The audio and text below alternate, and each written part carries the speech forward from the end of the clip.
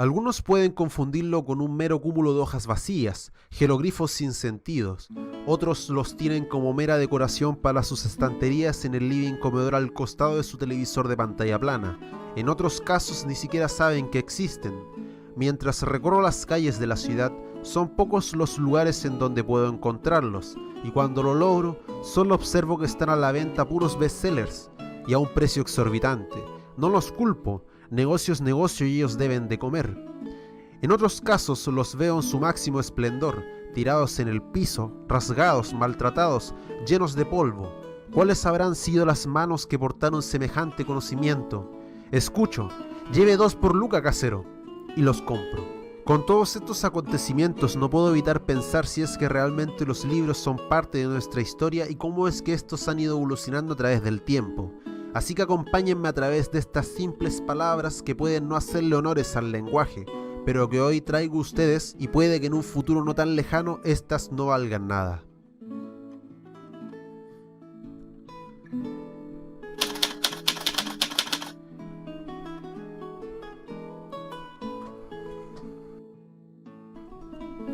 Hay cosas que al parecer el ser debía de desarrollar sí o sí para continuar con su línea evolutiva. Entre ellos tenemos el comercio, y muchos dicen que el trueque es algo inherente al ser, y que tarde o temprano terminaría desarrollándose, debido a que las personas siempre han necesitado intercambiar bienes para así poder conseguir aquello que no pueden obtener. Algo así podríamos decir que ocurrió con el lenguaje y la escritura.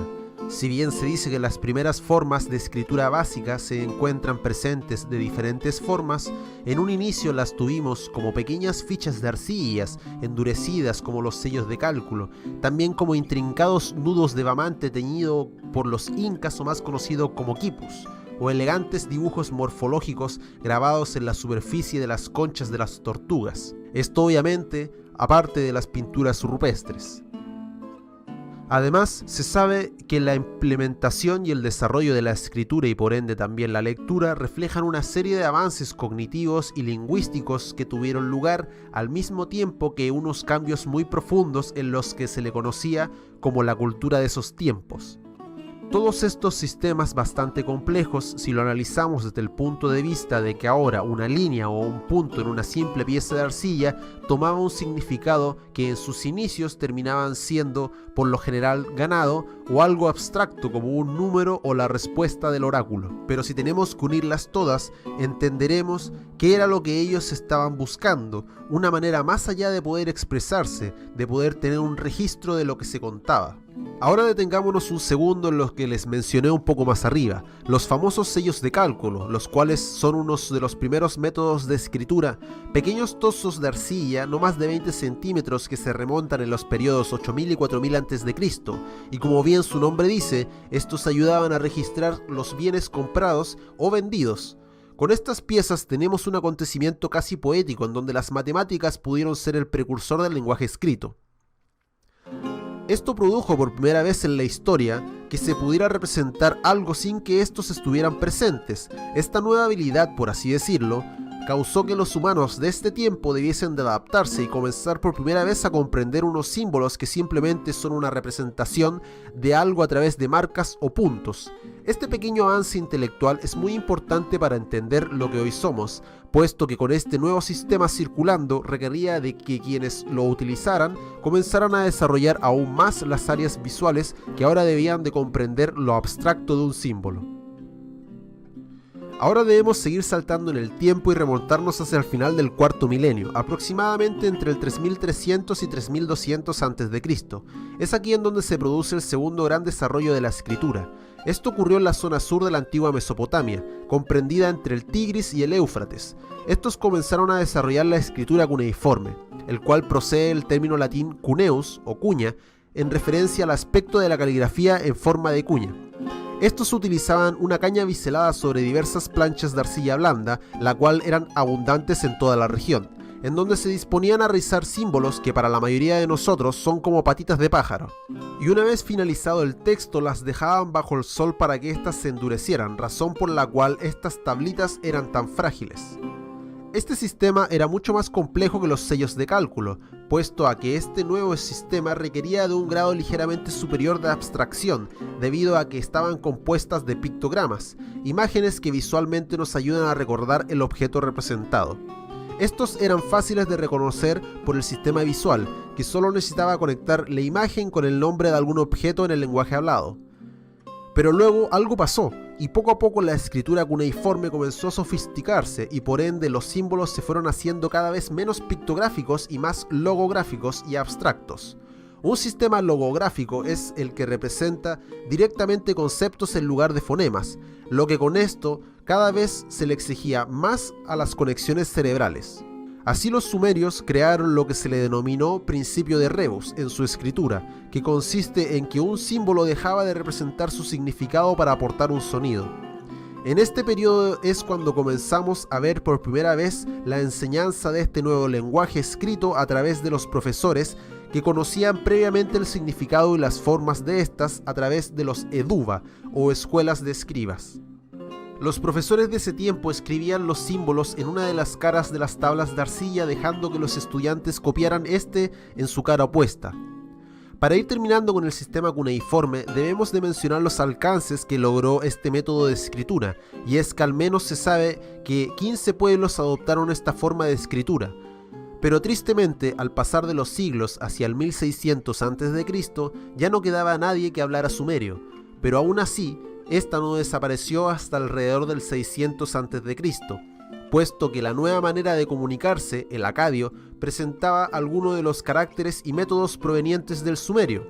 El acadio, y en consecuencia su escritura, presentaba notables cambios como mayor desarrollo conceptual, de organización, abstracción y de creatividad que presentaban estos textos. En general, este nuevo sistema conservó parte de los logogramas sumerios para ciertos conceptos importantes como rey, pero en el resto del lenguaje lo tradujo a un sistema silábico. Por estas y más razones es que se presume que para dominar el sistema de escritura acadio uno se podía tardar entre 6 a 7 años. Continuemos con otro sistema de escritura que me imagino todos debemos de conocer, los jeroglifos, provenientes de Egipto aproximadamente en el año 3100 a.C. Estos de carácter muy bello y logográfico en su mayor parte. Este estilo difiere mucho si lo comparamos con el de los sumerios, porque también presenta una alteración con el pasar del tiempo, y por ende podemos decir que nos encontramos frente a un sistema mixto que combinaba formas logográficas, silabáticas y con ciertos elementos alfabéticos con un total de 1000 distintos caracteres. Para los lectores de este tiempo debió ser bastante difícil en un inicio porque tenían que decidir e interpretar la forma más exacta en la que estaba siendo utilizado un signo en concreto. Entonces las personas debían de saber cuándo utilizar qué, lo que se traduce en un cerebro muy activo y consciente de lo que estaba viendo. En un inicio, estos utilizaban un método conocido como el bustrofedón, palabra griega que significa dar la vuelta a la manera del buey, por lo que su escritura estaba de izquierda a derecha para luego ir de derecha a izquierda, por lo que en resumen un lector asiduo en esos tiempos debía de tener una amplia gama de aptitudes, incluida una memoria visual, una capacidad de análisis fonético y auditivo muy desarrollados, una flexibilidad espacial y cognitiva considerables. Tenemos además que los egipcios desarrollaron 3 tipos de escritura en un inicio, como les comenté, fueron los jeroglifos. Luego continuaron con la hierética, desarrollada a partir de las necesidades por parte de los escribas de poder escribir con cálamo, una caña cortada a modo de pincel, para ser utilizado en los papiros. Entonces, de forma paralela, se comienza a pulirse este método con una manera mucho más simple y sencilla en comparación a los jeroglifos. Es con este tipo de escritura que se oficializó la manera horizontal, y además se definió que todos los textos se escribirían de derecha a izquierda para evitar así que los escribas mancharan sus propios trabajos. Este método, si bien fue reemplazado, siguió siendo utilizado por algunos sacerdotes hasta el siglo III. Finalmente llegamos a la última evolución del lenguaje, el demótico, que fue concebido en la última etapa del Antiguo Egipto. Este era utilizado para fines literarios y económicos, dejando al hierático exclusivo para la religión. Comenzó a utilizarse alrededor del 660 a.C. y se convirtió en la escritura dominante del Antiguo Egipto. Este perduró hasta inicios del IV siglo después de Cristo, en donde fue reemplazado por el idioma griego, que por extraña razón también se llamaba demótico. pero el de los egipcios se suele escribir con D mayúscula para así diferenciarlos del griego. Los escribas ocupaban un puesto de suma importancia en este periodo de tiempo, puesto a que estos eran los que sabían escribir y leer, por lo que podemos decir que eran prácticamente las estrellas del baile.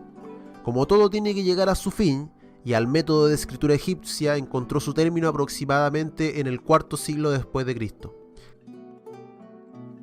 Símbolos, marcas, líneas y rayas, todo desarrollado con el fin de ir más allá, aterrizar lo intangible, una historia épica, un deseo sobre el que le tengo a mi musa, un conocimiento o reflexiones que me sacan de este cuerpo. Eso y mucho más es lo que yo, como un humilde servidor, me entrego al lápiz y al papel, haciendo que estos hagan un trabajo milenario. La escritura cumple el rol de ojos para aquello que nosotros no podemos ver y voz de quienes ya no la tienen. Ella nos ha acompañado a lo largo de nuestra historia, como un simple espectador, al servicio de quienes la buscan.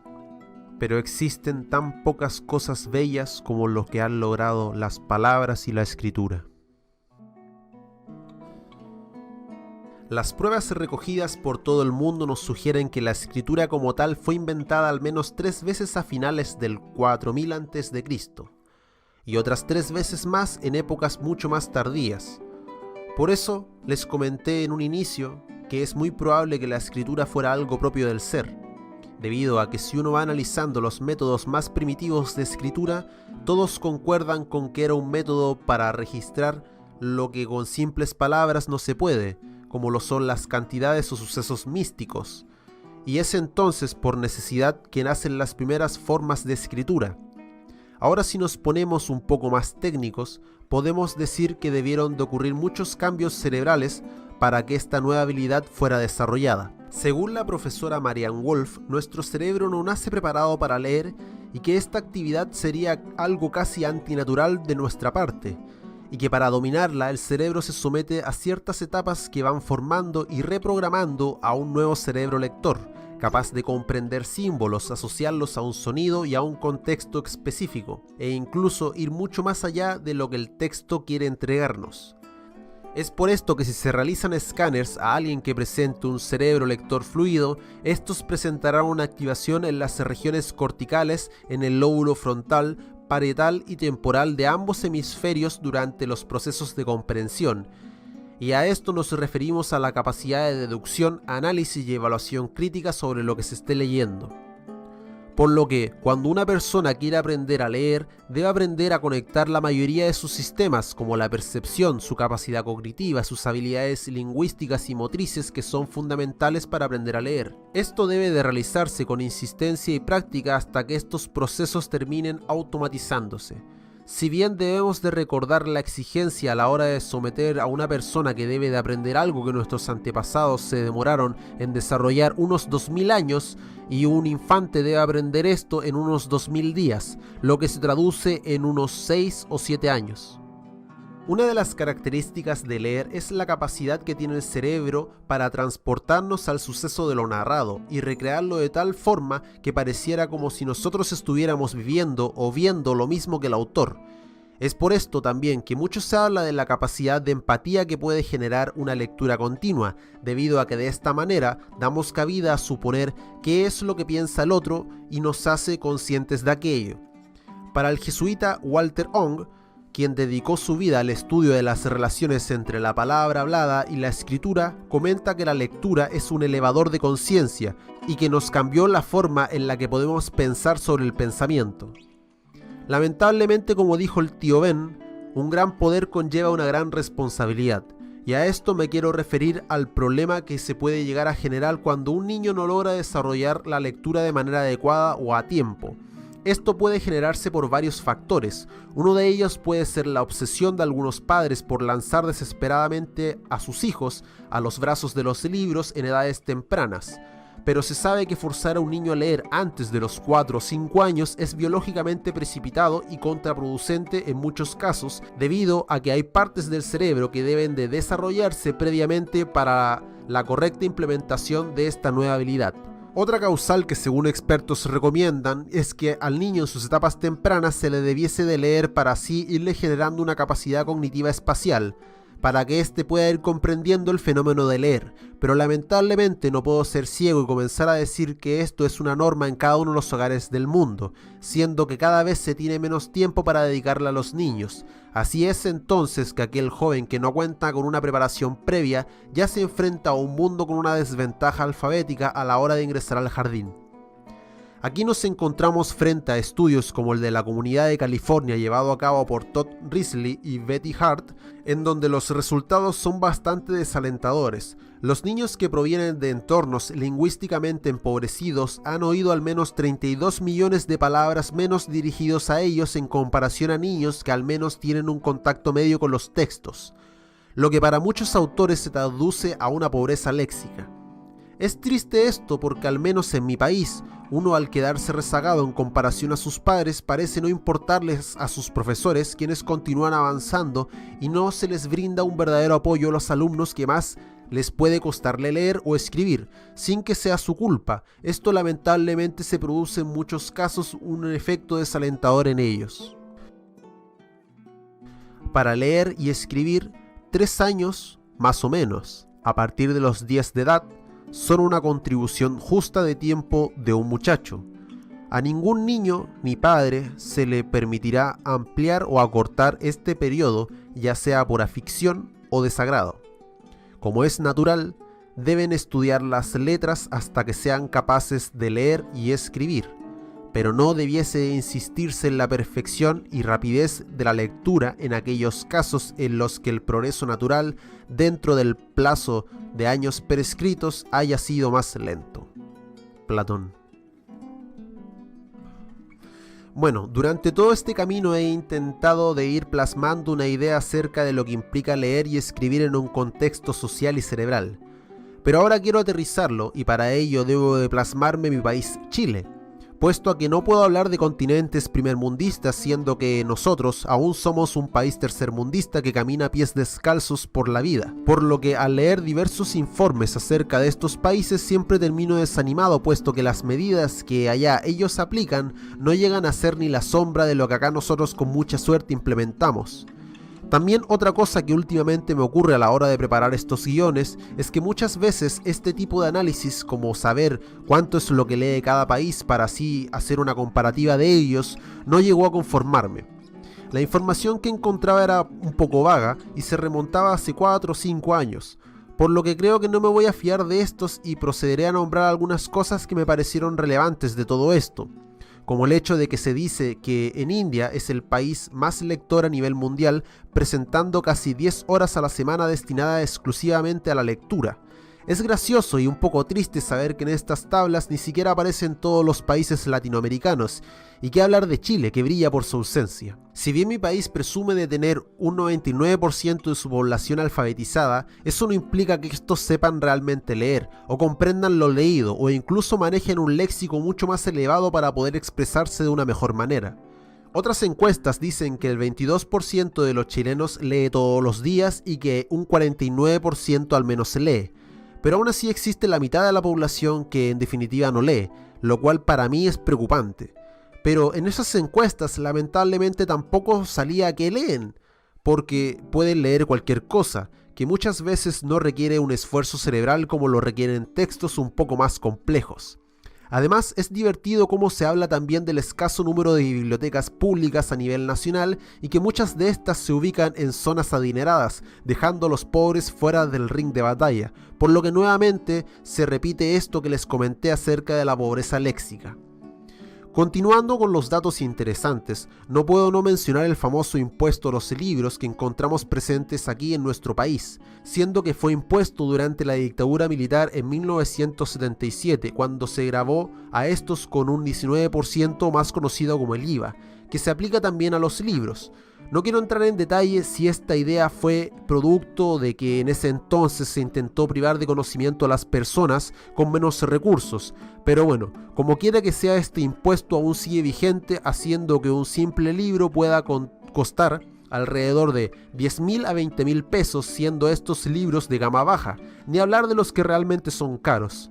Ahora, para ver realmente de cuánto es este impuesto en otros países, vamos a mencionar solo algunos. En Francia un 5,5%, Estados Unidos un 7%, España un 4% y Suiza un 2%.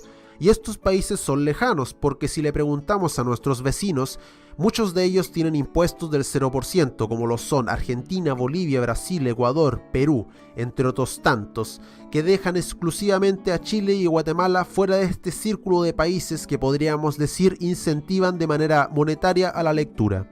Pero aún así quiero insertarme en un tema mucho más profundo que simples estadísticas, y para esto quiero hablarles a partir de mi experiencia y lo que en estos años de cierta manera he observado. Muchos pueden decir que tal vez es el IVA el culpable de que las personas no compren libros, pero para nuestro asombro es normal escuchar o ver a alguien comprarse un televisor de pantalla plana o incluso el nuevo celular de moda. Si bien el impuesto es una limitante económica para aquellos que no cuentan con el dinero suficiente como para andarlo regalando en un simple impuesto, pero tal vez esto solo aplica a un porcentaje de la población. El otro puede ser que definitivamente consideren que el libro es una pérdida de tiempo. Me ha ocurrido, durante típicas conversaciones en diversos lugares es común escuchar a alguien que diga que no le gusta leer y que no es lo suyo, o lo considera una pérdida de tiempo. Quizás realmente es ahí en donde se encuentra el problema, y para ello debemos de mencionar varios factores que pueden hacer que una persona no encuentre apasionante algo. Y para aterrizar esta idea, quiero plantear dos focos importantes para la generación de este amor por la lectura, por así decirlo, y son la responsabilidad que tienen las escuelas y las familias. Para ello debo retroceder en el tiempo y volver a ser ese pequeño niño el cual odiaba leer, porque nunca fui un lector asiduo, escribía mal y no entendía lo que leía, por lo que consideraba esto una pérdida de tiempo, y me molestaba que en mi liceo me impusieran textos que en su gran mayoría no eran de mi agrado y estaban simplemente para cumplir el plan de estudio que se enfoca en tratar, y nuevamente quiero dejar claro, en tratar de comprender libros complejos, para así tener una capacidad lectora lo suficientemente buena como para enfrentarme a la famosa PSU. Y es así como de seguro, y esto me consta porque mis compañeros de ese entonces a muchos no les agradaba leer y lo terminaban haciendo por mera obligación y no por pasión, por lo que a mí en lo personal esto hizo que me alejara de los libros durante muchos años hasta que nuevamente yo y de manera independiente pude recoger libros que realmente eran de mi agrado o mi interés y no simples textos que estaban ahí por obligación. Quizás con estas medidas que el ministerio cree que son útiles terminan dañando mucho más de lo que creen. A mí me pasó. Además, también, y no lo había mencionado, muchos podemos tener problemas durante nuestros procesos tempranos de lectura y escritura, y puede ser que haya tenido malos profesores, puesto que nunca sentí un apoyo significativo para que yo continuara leyendo y no me rindiera a pesar de que mis notas en estas evaluaciones eran sumamente deficientes. Deben haber profesores buenos que sí se empeñan en que sus alumnos no sean meros certificados de notas, pero en mi caso no fue así. Ahora también debo lamentablemente tocar a las familias, pero este tema es delicado, porque existen cientos de vidas y cada una tiene sus propios problemas. Al menos en mi caso, mi madre siempre intentó cultivarme ese amor por los libros, pero lamentablemente vivimos en una sociedad tan ocupada que es poco lo que ella y mis pocas ganas de leer podían hacer. Nunca está de más que los padres intenten cultivar la semilla de la duda a través de los libros que pueden encontrarse, aunque estos no puedan leérselos. Lamentablemente, aquel que considera que estos textos son una pérdida de tiempo, producto a que nunca conoció realmente estos, traspasará su malestar a quienes lo rodean y esto puede afectar también a sus hijos, quienes, no todos claro está, desarrollan el mismo malestar que el de sus padres. Así que para ir terminando, como todo siempre, estos temas son complicadísimos y delicados, puesto a que son muchas variables las que influyen a la hora de definir realmente cuál es el problema. ¿Será el Estado? ¿Las familias? ¿La educación? Yo creo que es un poco de todo, que todos podríamos contribuir un poco al desarrollo de ese amor hacia el conocimiento y la lectura, puesto a que ésta cultiva la curiosidad, la creatividad y nos enseña a pensar de una manera diferente e innovadora. Nuestro cerebro poco o nada se diferencia con un cerebro de un humano hace 40.000 años, ya que compartimos las mismas estructuras cerebrales que nuestros antepasados los sumerios y egipcios. Sin embargo, la manera en cómo ha sido utilizado, ha ido cambiando con el pasar de los siglos. El cerebro es majestuoso, su capacidad de adaptarse y aprender es increíble, Por lo que al igual que alguien puede estar obsesionado con tener un verano sin polera, yo estoy obsesionado con una vida de conocimientos. Y para cerrar este extenso monólogo, debo de citar a Antonio Escotado, quien dijo: un país no es rico porque tenga diamantes o petróleo. Un país es rico porque tiene educación. Educación significa que aunque puedas robar, no robas. Cuando un pueblo tiene educación, es rico. O sea, en definitiva, la riqueza es conocimiento, sobre todo un conocimiento que le permite el respeto ilimitado de los demás.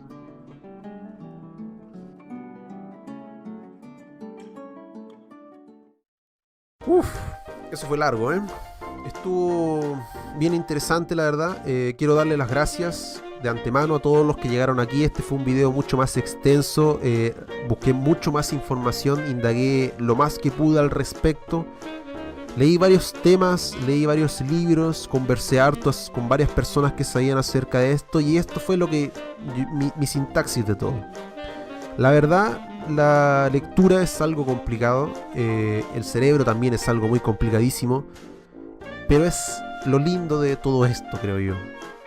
Bueno, ya creo que dejé claro, o intenté plasmar todo esto en este video, y obviamente quedo atento a ustedes y ya saben dónde encontrarnos: en nuestras redes sociales, en nuestro podcast Caos en tu idioma.